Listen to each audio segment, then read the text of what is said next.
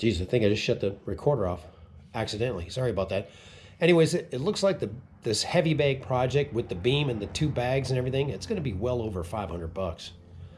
But it will be one hell of a. You could do a good run, come back and hit the bag. You know what I'm saying?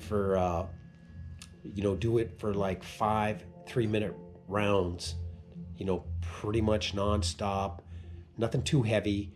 Then you take a minute break in between each 3 minutes.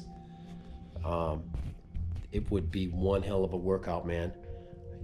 You get abdomen muscles doing that stuff too, and you get upper body muscles. You know what I'm saying? It's a damn good workout. Anyways, that's it.